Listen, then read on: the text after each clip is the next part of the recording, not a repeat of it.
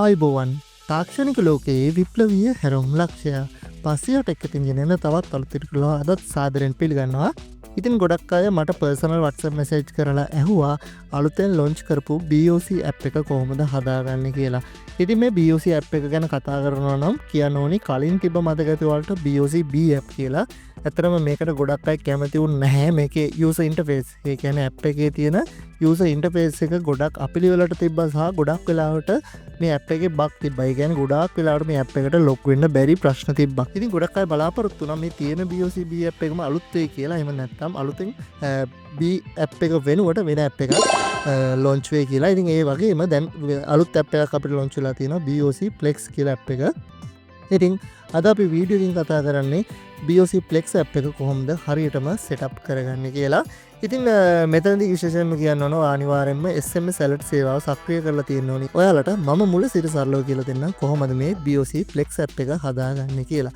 ඉතින් මොනවද දැනගන්න දේවල් තියෙනවා නම් පහලින් කමෙන්ට් කරලා එකතු වෙන්න. ඒ වගේ තමයි channel එකට අලුත් කෙනෙක් නම් channel එක subscribe කරලා එකතු වෙන්න. අපි යමු අද වීඩියෝ එකට.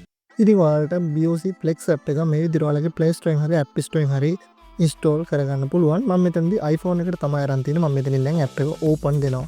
එහෙම කරාට පස්සේ ඔයාලා මෙන්න මේ වගේ ඉන්ටර්ෆේස් එකකට අරන් බලා ගන්න පුළුවන්. ඔයාලට තියෙන මෙතනින් පහලින් තියෙන මෙන්න මේ continue කියන බටන් එක ක්ලික් කරගන්න. එහෙම continue බටන් එක ක්ලික් කරාට පස්සේ terms and condition වගේක් එනවා. ඔයාලා මේ ටික කියවන්න.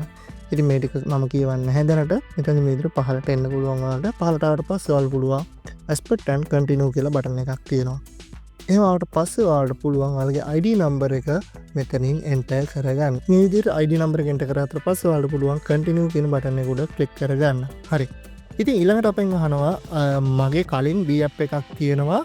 ඔයාට ඒ app එක අයින් කරලා අලුත් ප්‍රොෆයිල් එකක් හදන්න ඕනද? ඒ කියන්නේ app එකට ආයි log වෙන්න බෑ. මෙන්න මේ මෙතන තියෙන continue with existing profile කියන එක උඩ ක්ලික් කරොත් ඒ වගේ තමයි අලුත්ම ප්‍රොෆයිල් එකක් හදාන්න පුළුවන් ඔයාට. create new profile කියන උඩ ක්ලික් කරොත්. ඉතින් ඊළඟට මම මෙන්න මෙතන මේ පහලින් තියෙන create new profile කියන උඩ ක්ලික් කරගන්නවා. ඊට පස්සේ yes proceed කියන මෙන්න මෙතන නිල් පාට බටන් එක ඔයා ක්ලික් කරගන්න. හරි. ඊළඟට අපේ ෆෝන් එකට මෙන්න මේ විදිහට අංක 6ක OTP කෝඩ් එකක් එනවා. මම මෙතනින් ඒ OTP කෝඩ් එක දීලා පහලින් තියෙන මෙන්න මේ continue බටන් එක උඩ ක්ලික් කරගන්නවා. හරි.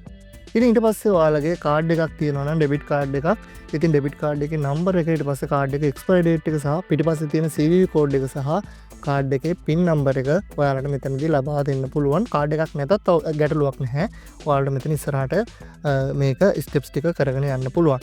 ඉතින් කාඩ් එකේ පින් නම්බර් එක කියන්නේ ඔයාලා කොලේ ඇතුලේ තියෙන රහස් අංක කියන එහෙම නැත්නම් ඔයාලා ATM එකෙන් සල්ලි දාද්දි ගහන කෝඩ් එක සාමාන්‍ය අංක 4ක වගේ කෝඩ් එක තමයි මෙන්න මේ කාඩ් පින් නම්බර් කියලා අහන්නේ. හරි. මම දැනට මෙතනින් skip for now කියන බටන් එක උඩ ක්ලික් කරගන්නවා. ඊට පස්සේ පහලින් නැවතත් අහනවා skip කරන්නද කියලා. ඊට පස්සේ ඔයාලා පුළුවන් මෙතනින් මෙන්න මේක දෙන්න yes skip for now කියන බටන් එක උඩ ක්ලික් කරගන්න.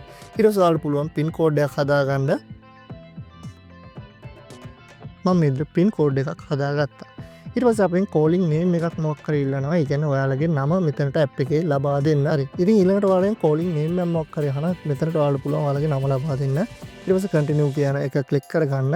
ඊට පස්සේ මේ විදිහට කැමරාවෙන් ඔයාලගේ selfie එකක් capture කරන්නද කියලා අහනවා. ඔයාලා පුළුවන් මෙතනින් continue දෙන්න.